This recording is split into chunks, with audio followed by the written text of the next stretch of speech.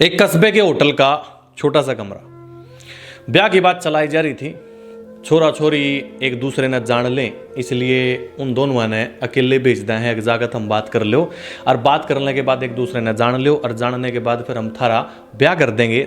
जा तब एक दूसरे ने नु कहोगे कि मना जी पसंद है, मना या पसंद है, तो दोनों चले गए भाई। जाने के बाद बिना ज़्यादा टाइम गवाए छोरे ने पहल कर दी और बोलिया अगर मेरा परिवार मेरे खातर सब कुछ है। माँ ने एक ऐसी बहू चाहिए जो पढ़ी लिखी हो, घर के काम में हुनरमंद हो, संस्कारी हो और सबका ख्याल रखे। हाँ, मेरी माँ ने इस तरह की बहू चाहिए, और जब आप में ये गुण है तो आपके लिए मैं ब्याह करने के लिए तैयार हूँ। और एक और बात, उनके बेटे के साथ आपने कदम से कदम मिला के चलना होगा। हालांकि हमारा परिवार ज़्यादा पुराने ख्यालातों का नहीं है, लेकिन हमारा परिवार ने चाहा है कि बहू के रूप में ऐसा कोई शख्स आए जो हमारे रीति रिवाजों ना अपना ले। हमारे परिवार की जो औरतें हैं वे कभी चश्मा नहीं लांदी हैं, या फैंसी चश्मे की बात कर रहा हूँ, उस तरह का चश्मा नहीं लांदी है। भगवान की कृपा से हमारे पास सब कुछ है, हमने आप तक कुछ नहीं चाहिए। बस लड़की घर जोड़ने वाली होनी चाहिए, और हमने और कुछ नहीं चाहिए। हमने दहेज नहीं चाहिए, गाड़ी नहीं चाहिए, कुछ नहीं चाहिए।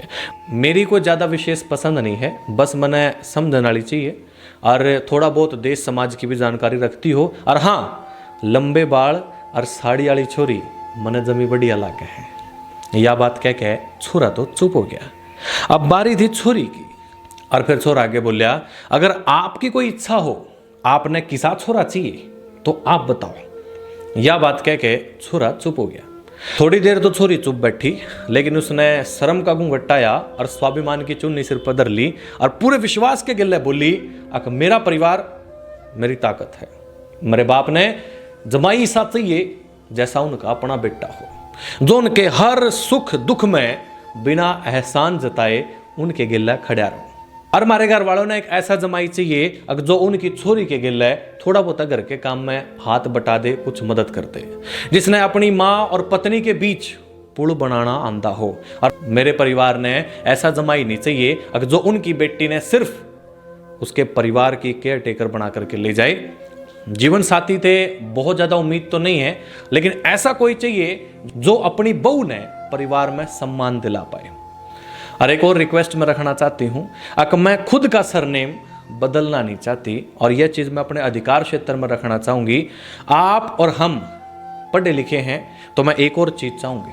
वह चीज यह थी अगर ब्याह का खर्चा आधा थम करोगे, आधा हम करेंगे। हम इकट्ठा ब्याह करेंगे और ओडाई थारे और मारे सारे रिश्तेदारों ने बुला लेंगे, ठीक है। बोले देश के विकास में यह भी एक पहल होनी चाहिए। और हाँ, एक बात और, सिर झुका के हर बार मानते रहना संस्कारी होने की निशानी नहीं है ना। हर बार मैं सिर झुका करके हर चीज को नहीं मानूंगी, जो चीज मैंने गलत लगेगी उसने मैं गलत कहूंगी। और पजामे कुर्ते वाला और लंबी लंबी मुच्छा वाला छोरा मैंने पसंद है, ठीक है। जब छोरी इस तरह की बातें कहने लग रही थी तो छोरा अकड़ाने लग गया। उसके समझ में नहीं आ रहा था के कहूं के ना कहूं।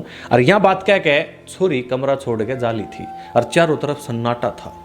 और कड़ी दूर सभ्यता का जो कांडा था, सभ्यता का जो तराजू था, वो राम राम ते मुस्कुराने लग रहा था। आज सदियां के बाद उसके दोनों पलड़े बराबर दिखे थे। जब एक गाड़ी के दोनों पहिए होते हैं पति पत्नी, जब एक गाड़ी के दोनों पहिए बिना गाड़ी नहीं चल सकती, तो एक पहिए ने हमेशा कमजोर क्यों अंकिया जावा है? ये उस छोरी का आपसे प्रश्न है। दोस्तों, उम्मीद है कि इस कंटेंट से, इस चीज से आपको जो मैं समझाना चाहता हूं आपको समझ में आया होगा कि बहुत सारी चीजें ऐसी होती हैं जो लड़कियों के अधिकार क्षेत्र में आती हैं, और बहुत सारी ऐसी चीजें होती हैं जो लड़कों के अधिकार क्षेत्र में आती हैं। लड़कियों के मामले में ज्यादातर यह देखा गया है कि उनको पहिया तो कहा जाता है गृहस्थी चलाने का, लेकिन उनको हमेशा कमजोर आंका जाता है। जब गाड़ी चलनी ही दोनों पहिए पा है, तो एक पहिए ने कमजोर क्यों लाया करो है? वो भी तो उतना ही मजबूत होया करेगा, उसके भी तो कुछ अधिकार होते होंगे हैं। राम राम जी सारा ने।